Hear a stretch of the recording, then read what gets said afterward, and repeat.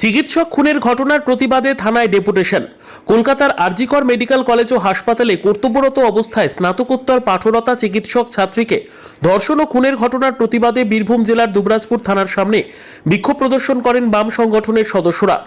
RG Kar medical college ও হাসপাতালে পাঠরতা চিকিৎসক ছাত্রীর নারকীয় ধর্ষণ ও নৃশংস হত্যার প্রতিবাদে গর্জে উঠেছে রাজ্যের সাধারণ মানুষ থেকে শুরু একাধিক সংগঠন।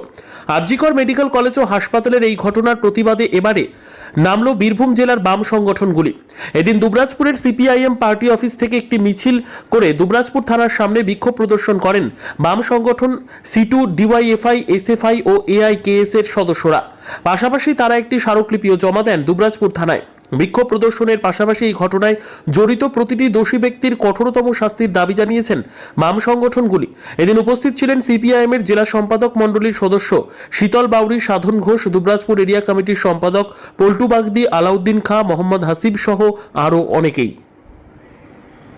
মহিলা মুখ্যমন্ত্রী জবাব দাও।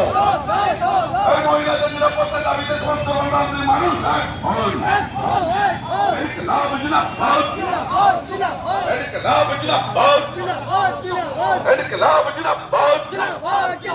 কলকাতা আরজিকর হসপিটালে কর্মরত অবস্থায় মহিলা ডাক্তারকে ধর্ষণ করে খুন করা হলো কেন? মহিলা মুখ্যমন্ত্রী জবাব দাও। করার চেষ্টা হচ্ছে, মুখ্যমন্ত্রী জবাব দাও।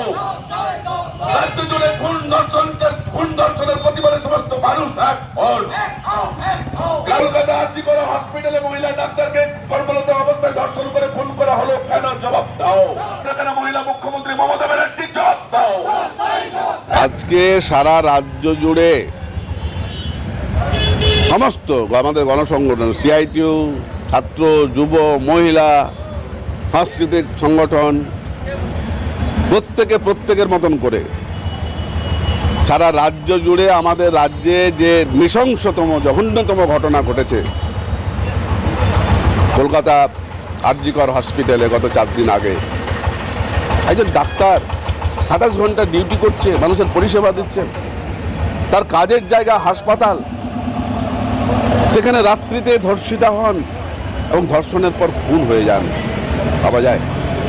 এবং দুর্ভাগ্যের যেটা বিষয়, 4 দিন পেরিয়ে যাওয়ার পরও এখনো পর্যন্ত আসল অপরাধীরা কেউ ধরা পড়ল না। একজন সিভিক ভলেন্টিয়ারকে ধরে দায়ী সারতে চাইছেন, কিন্তু আমরা মনে করি যে একজন স্বাস্থ্যবান ওইরকম একটি শক্তপোক্ত মহিলা একজনের পক্ষে ধর্ষণ করে খুন করা সম্ভব নয়। সেখানে আরো অনেকে জড়িয়ে আছে। কারা আছে, কাদের আড়াল করার চেষ্টা করছে এখনো পর্যন্ত সরকার? আমরা মুখ্যমন্ত্রীর পদত্যাগ দাবি করছি বারবার। আমাদের রাজ্য জুড়ে শুধুমাত্র এই আরজিকর হসপিটাল নয়, এর আগেও একাধিক ঘটনা হয়েছে, মধ্যগ্রাম থেকে শুরু করে পার্ক স্ট্রিট থেকে শুরু করে পরপর ঘটনা বলা যায়। প্রত্যেকটা ঘটনাতে অপরাধীদেরকে আড়াল করার চেষ্টা করছে শাসক দল, রাজ্য সরকার, যার ফলেতে অপরাধীরা আরও তাদের বাড়বাড়ন্ত হচ্ছে, তাদের সাহস আরও বাড়ছে এবং এই ধরনের দুষ্কৃতি ঘটাতে তারা সক্ষম হচ্ছে। আজকে থানায় কি?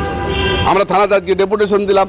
এই ঘটনার অপরাধীদের অবিলম্বে গ্রেপ্তার করার কথা বললাম, শাস্তির কথা বললাম, আর এই এলাকার শান্তি শৃঙ্খলা, মেয়েদের নিরাপত্তার কথা বললাম এবং এও বললাম যে এই ঘটনা সীমাবদ্ধ শুধুমাত্র এই ডেপুটেশনে থাকবে না। এই অপরাধীরা যদি শাস্তি না পায়, আমাদেরকে এই সমাজকে বাঁচাতে, এই বাংলাকে বাঁচাতে, বাংলার পরিবেশকে বাঁচাতে সমস্ত অংশের মানুষকে ঐক্যবদ্ধভাবে, সমস্ত অংশের মানুষ সভাপতি সম্পন্ন ঐক্যবদ্ধভাবেই আমাদের এই অত্যাচারের বিরুদ্ধে, অন্যায়ের বিরুদ্ধে রুখে দাঁড়াতে হবে। আমাদের শক্তি যতটুকু আছে, আমরা ময়দানে আছি, আমরা লড়বো, আমরা প্রতিবাদ করব, আমরা অন্যায়ের বিচার চাইব। শীতল বাউরি, আমি কমিউনিস্ট পার্টির বীরভূম জেলার সেক্রেটারি মেম্বার।